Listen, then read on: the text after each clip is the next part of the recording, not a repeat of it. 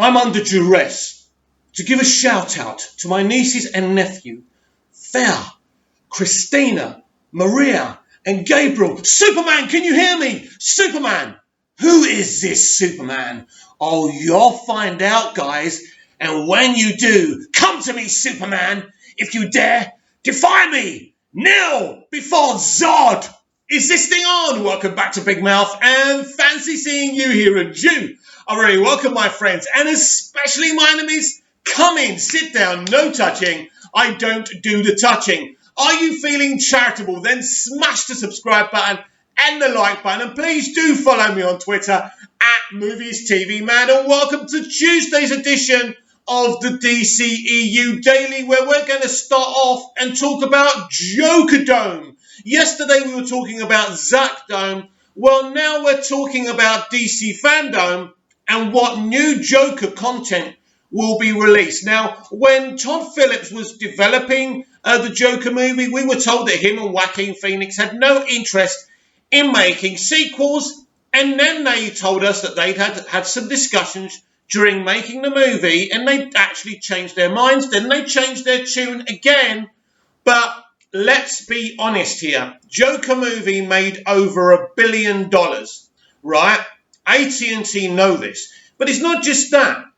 Every movie that's involved the Joker has been a standout hit. Even if it hasn't been a hit with everyone or critics and pundits, all the films involving the Joker have made money.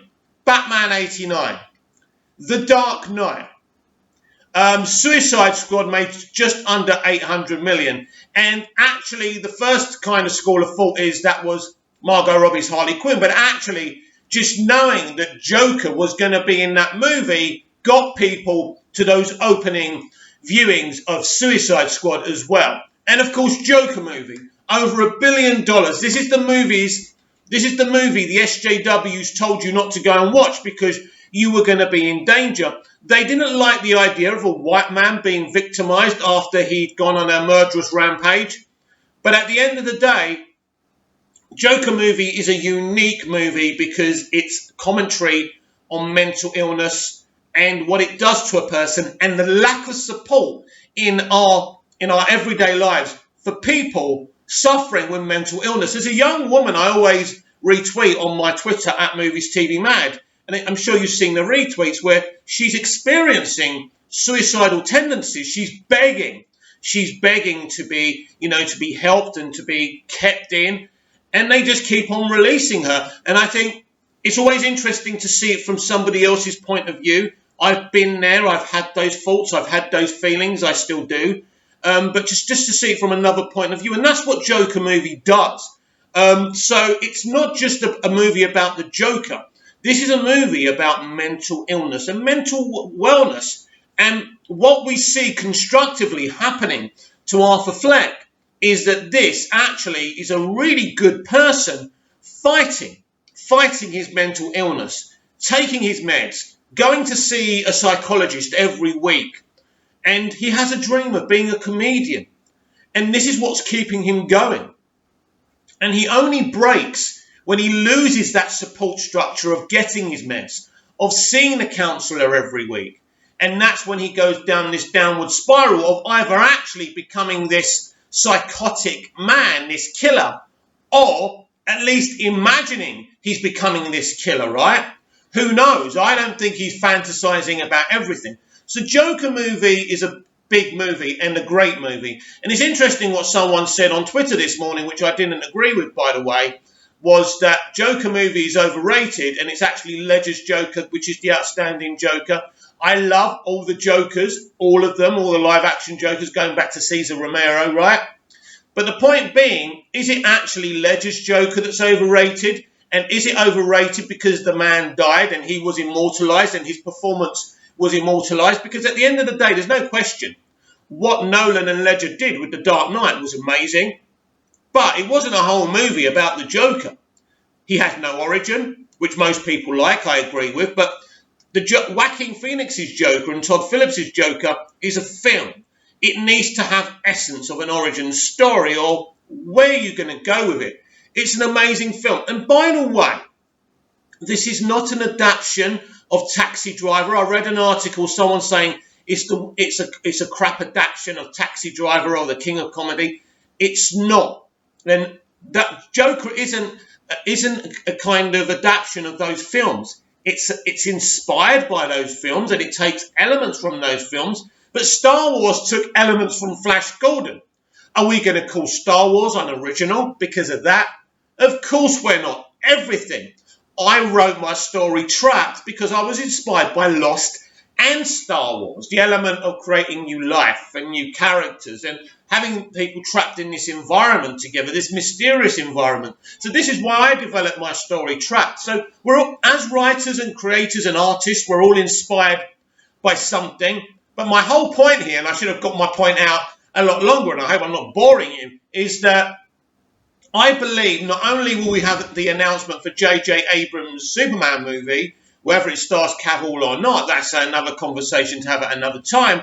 I also believe we are going to hear an announcement for the Joker sequel. Now, am I right? Is there actually some kind of Joker panel? Or maybe I'm wrong, I don't know. But I think, even if there's not, I think we're going to get a sequel announcement. I think we're going to get a slate. I know we've already got a slate, but we're going to have an official slate at DC Fandom. As I say, AT&T are taking the DC universe, whether it's the comic books, the TV shows, the animation. Probably we'll get season 3 of the Harley Quinn animated series announced as well. That hasn't been announced yet by HBO Max, but I think it's a big hit. And many, many people like that show, including me. I think it's very creative and wonderful, right? So I think we'll get an announcement for that. I definitely think we're getting a Joker movie sequel. I have no doubt about that, and I know there's been kind of conflicting things being said by Joaquin Phoenix and Todd Phillips, but I do believe when something makes over $1 billion, it's going to get a sequel, and I think Todd Phillips is ready for it. And if it doesn't get a sequel, I certainly think the next DC Dark story is going to be told here. Now, personally for me, because the Joker is one of the most popular iconic figures on the DC Comics slate, right? I would like to see kind of a multiple Joker story with different Jokers. We've got Leto's Joker. We've now got Joaquin Phoenix's Joker. You know, in all intents and purposes, we're hearing rumours, which I think are more than rumours, that Matt Reeves will cast his own Joker in the Batman sequel. Actually, a Joker that may just cameo in the Batman as well. That's 3 Jokers that you could do an Elseworld story, a DC Dark story about. This character is so big and so virile. He's more than a villain. And I genuinely think Todd Phillips and Joaquin Phoenix gave us something so original. Yes, it was inspired by 1970s and 80s movies, and that's okay. Your art can always be inspired. You don't think Zack Snyder's work's inspired by other people? By Campbell's writings? Of course it is, right? It all comes from somewhere, and we take... There was a little... I mentioned this show before, a little mini-series called V.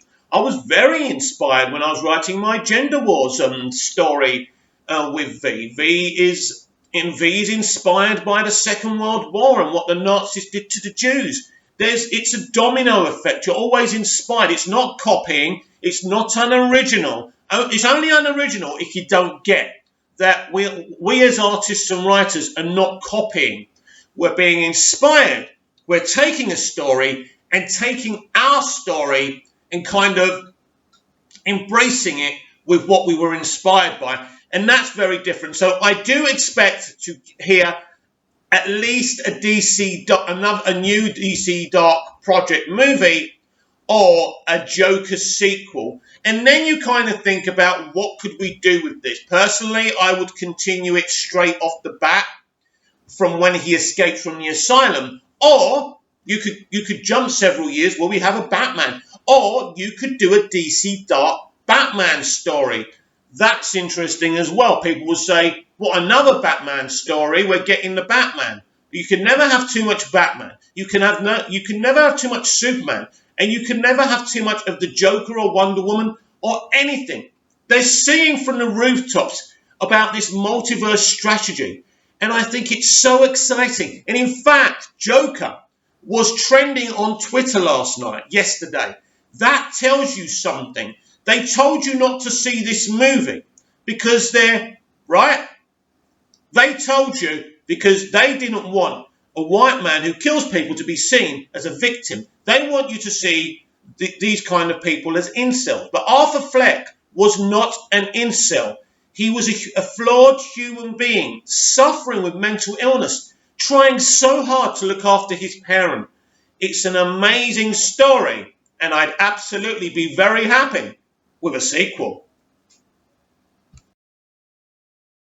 It's controversial hot take time from the Screen Rant. And this is by Matt Morrison. Stargirl starts the DC universe better than the DCEU. I do have an opinion on this. I'm going to read the article first because this is controversial. As a DCEU and a fan of the Snyderverse, this kind of hits me. I haven't actually read this article yet, but I thought we could experience it together. So, Stargirl established a far stronger foundation for its universe than the Zack Snyder films, thanks to a greater focus on character and legacy. Stargirl did a better job of establishing its universe in 13 episodes than the DCEU did across 3 films. It accomplished... No. You can't judge the Snyderverse on Batman vs. Superman, Man of Steel. You can judge Snyder on Man of Steel and Batman vs. Superman, the Ultimate Edition, that they're completely his takes. But you can't judge him on 3 films. Justice League, that's nothing to do with him. While contrasting television series and films is generally an apples to oranges comparison, it is apt in the case of Stargirl and the films of Zack Snyder. Both took up roughly the same amount of time. If one factors in the extended director's cut of Batman vs. Superman and the projected length of upcoming Snyder cut of Justice League, hang on, you haven't seen Zack Snyder's Justice League, neither have I, neither has anyone, so you can't put that as part of your hot take. However, Stargirl did a better job of establishing its reality in the early stages than Man of Steel did, and grew stronger with each successive episode, building on what came before. The films also tried to build upon the foundation of Man of Steel, but ultimately seemed more concerned with the details of building to the next story rather than developing the characters. Well, they did develop their characters, and Superman gets massive development in Batman vs. Superman, and Batman in his first appearance, in his first movie, gets massive development. So Matt, you're actually wrong. Stargirl, as overseen by executive producer Jeff Johns and a team of writers including comic book legend James Robinson, remained firmly focused upon its characters throughout its first season. The 2-part pilot episode established the sort of people Courtney Whitmore and Pat Duggan were long before cosmic rods were ignited and robotic armor was donned. The rest of the cast was slowly rolled out in the same way, with the future Justice Society of America being introduced long before they donned costumes or got into a fight. This resulted in a much more satisfying finale as all the separate threads came together in gloriously woven finale that offered a satisfying conclusion but also hinted at what was to come. Can I just tell you something? It's all very well saying we saw these characters before they fought anyone or donned their costumes, but actually, how many of us would have sat there in Man of Steel and waited ages to see Superman put on his costume? No. People want to get to the point, and that's the point. In the TV series, you know why where we are where we are at the beginning of Stargirl? It's because they want to waste time. They want to give us filler episodes. So that's the truth there. By contrast, Snyder's films are more focused on plot and building the world over the characters. Not true. Many of the cutscenes from the cinematic release of Batman v Superman involved explaining the mythology of the new gods and setting up the appearance of Steppenwolf in the next film. While this sort of miniature may appeal to comic readers, most of it sailed over the heads of the rest of the audience and only served to slow down the film's pacing. Well, actually, Man of Steel obviously has very, very fast pacing. Batman vs. Superman starts off fast with Batman and, the whole introduction of Batman and seeing his parents being killed, and then to see the Battle of Metropolis from Bruce Wayne's point of view, that's very fast. And then it slows down, and that's when we actually get the character focus and character development. Again, Matt, you're wrong. The focus in Snyder's movies also tends to be on the action of the moment rather than the motivations of the characters. Now, let's go back to Man of Steel. Yes, Snyder's films have great visuals. We see explosions, we see amazing things, we see Superman and Zod fighting. But does anyone doubt for one moment what General Zod's motivations are in the Battle of Metropolis or the Battle of Smallville? No, he's made it abundantly clear that this was the guy who was the hero of Krypton, but he had enough of the political element, and he created a revolution, right? And then he was punished for the revolution. Then he finds himself on a brand new planet, which he can turn into Krypton. He can bring his people back. That is his mission. That's what he is. It's all very well explained, and that is character development at its very heart. In terms of Superman, we see him working on the oil rig. We see him save those people. We already know he's a hero. Ages before he's donned the Man of Steel costume, the Superman costume. Again, Matt, you're contradicting yourself. So actually, Man of Steel does exactly the same thing that Stargirl does. For instance, the appearance of Wonder Woman during the battle with Doomsday in Batman vs Superman was a brilliant piece of cinema, and many singled out Gal Gadot's performance as one of the best parts of the movie. Yet the greatest action scene of the Wonder Woman film, in which Diana mounted a ladder and ventured into no man's land alone, proved to be a stronger character moment in addition to a better action sequence, precisely because of how the character was built up before that point. Batman v Superman may have told viewers who Wonder Woman was, but Wonder Woman gave Diana the chance to show us who she was. Right. Batman vs Superman is an introduction to Wonder Woman in the present day. The Wonder Woman movie has 2.5 hours to develop this character and show us her motivations, as Man of Steel does with Superman and Zod, and as Batman vs Superman does with Superman, Batman, Bruce Wayne, and Lex Luthor, right? It does it all. So again, Matt, you're wrong. It's possible the Snyder Cut of Justice League may redeem the general public's antipathy for the DCEU, yet one can't help but wonder, based on the success of Stargirl with fans and critics, how things might have been if Jeff Johns had focused on films and developing the DCEU instead of turning to television with his production company, Mad Ghost. Ultimately, it is enough that such talented creators are all getting their chance to play in the sandbox of one of the greatest shared universes in all of fiction. Right, so we're going to open this up a bit. It's clear at the end, he tries to say, isn't it good that everyone gets the chance to do their vision? Let me be clear. I'm not one of those people who's going to sit here now and rip Jeff Johns to shreds, right? Jeff Johns has admitted that he wasn't the right person to run the DCEU and be creative officer or creative executive officer of DC. He's admitted that his strengths are in storytelling, right? That's Jeff. That's who he is, right? So he's admitted his mistakes. And this is why I can't be bothered with the Ray Fisher stuff. I kind of was supportive of Ray when he was going after Whedon. I'm kind of thinking now, is it time to move on and get positive Ray? It's happened. You get to shine in Zack Snyder's Justice League. Can we just zip it now? Do you know what I mean, everyone? Anyway, and so there's no question about Jeff Johns' talents. And there's no question if Jeff Johns actually had the DC Extended Universe on his own, working on it on his own, with his own material, he would have made a very, very exciting, successful franchise. No question about that. That can't be challenged.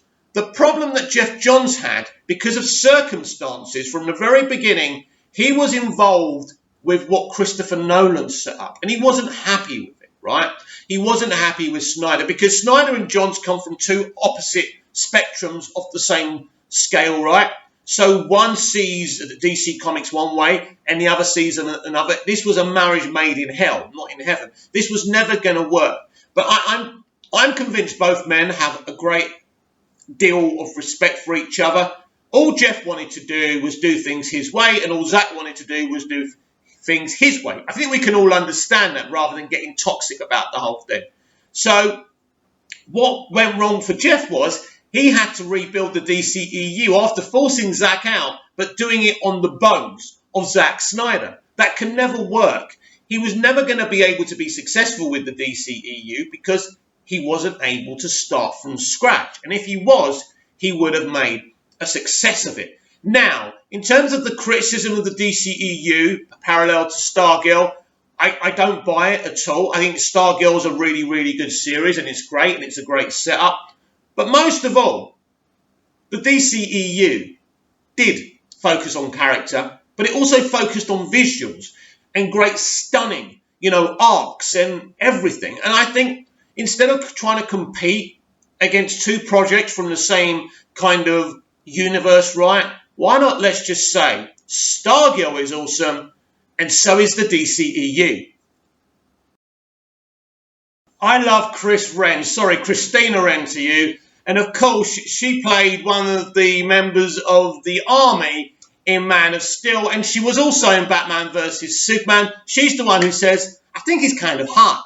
I don't know about that line still. It's okay. She's a very brilliant character. And of course, the character she plays is Carol Farris. And she's destined to be with Green Lantern. We shall see what happens there and if this character will continue. I hope so. She deserves it. Well, I think she was talking to Lightcast. Anyway, it doesn't really matter who she was talking to. This is what she had to say about Zack Snyder, Zack Snyder's Justice League, the Snyder Cut, the fans, and Justice League. So much about that process just was like, this isn't right. This isn't right. And I'm trying to, there's no really polite way to be about this. So I went to see Justice League when it came out, thinking I was being supportive. And I saw it and I was like, this, I almost can't even believe Zack's name is on this. This is so obviously not him. And there's so much in it that is the hallmark of a Zack Snyder film. And it was just in polar opposition to that. And so, I just felt this has got to suck as an artist to have something, your name on it that not even just isn't totally your voice, that's in complete opposition to who you are and what you're actually really good at and valued for and care about. So when I saw the beginnings of the release of the Snyder Cut movement, I was like, oh yes, this is awesome. Look at all these amazing people spearheading this, because that's what needs to happen. And I mean, it's unprecedented that fans have achieved something like that. It's just so exciting. I cannot wait to see it, and I'm just so happy for him that he gets to have this opportunity, and so happy for the fans who are like, that's not our movie, that's not his movie, that's not our movie. And I am so pumped to get to see his take on this in the way that he wants it, no holds barred. A brilliant little interview with Christina Wren. I love Chris, a lot of time for her as a person and an artist. You know what I love about the release, the Snyder Cut community, even though half of us don't get on, we all block each other and argue. When the enemy was pushing us, we were pushing back. This is the hallmark of a successful movement. Now, they called us toxic and bullies. You can, but you were drawing first blood every single time. And when you've got 100,000 people pushing back, you've got no chance. We've seen directors telling us that Zack Snyder wanted to move on, people who admitted they had never spoken to Zack Snyder in their life. We got this because we kept on fighting. We never gave up. And finally, Warner Brothers and the new ownership, Warner Media and AT&T, understood there was an opportunity here, and they've taken it. And this is just the beginning, because this multiverse strategy, as much as I keep on talking about it, it's got so much potential. It's unbelievable. Because this multiverse strategy isn't just being developed within DC by AT&T. I believe they're doing it with Doctor Who secretly. I'll do a Doctor Who video at some point in the future and we can discuss that. I know probably the first time you're hearing this, there's a lot of situations going on within Doctor Who right now. And the BBC is split in two. We can talk about that another time. I have been talking to some people, and Star Wars are going to deal with the multiverse to dig themselves out of the sequel trilogy situation. That's happening. Sorry, that's happening. Again, we can do a video about it when I'm freer and I've got more time on my hands. It's happening everywhere, and actually I think it's going to happen with J.K. Rowling's Fantastic Beasts franchise as well, because that's, had such a beating from fans and critics and pundits. So I think this is a new way to dig yourself out of a situation. It's okay for DC because the multiverse has always been there, right? For many, many years. And so what they're doing is saying, right, it's clear we can't have a franchise which is just Snyder. We need different artists in different places to get everyone on board. And hey, we've got the multiverse. Let's do this. And I think that's what the beauty of this thing is here. So when we get to the 23rd of August, when we get to, is it Sunday, right after the Saturday when we have DC Fandom, we are going to be like someone, a greedy person that's got so much on their plate they can't stop eating. That's what DC Fandom is. I'm sitting here on my own sometimes, right? And I'm thinking, I'm not going to be able to consume all of this because it's so much. And that's what DC Fandom is.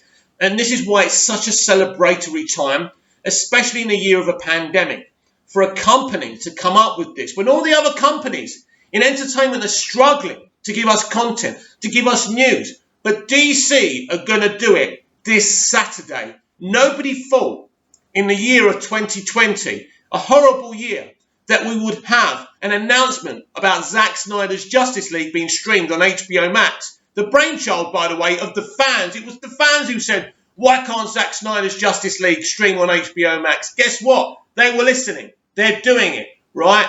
In a year, a crappy year like this for so many of you, I understand, and it hasn't been that bad a year for me. Because where I am here in Cyprus, it hasn't really affected me that much. I still have to go out and wear a mask, and that's about it. So, at the end of the day, it's a beautiful thing. And this is why I talk about entertainment. And this is why we need to boot the SJWs and the culture war out of the entertainment industry. Because when it's about escapism and entertaining people and making people happy, people who haven't got much else in their lives, it's the most beautiful thing in the world. Comment down below. Like, share and subscribe, and I'll be back tomorrow with even more DCEU Daily. I hope you enjoyed the show. See you again soon.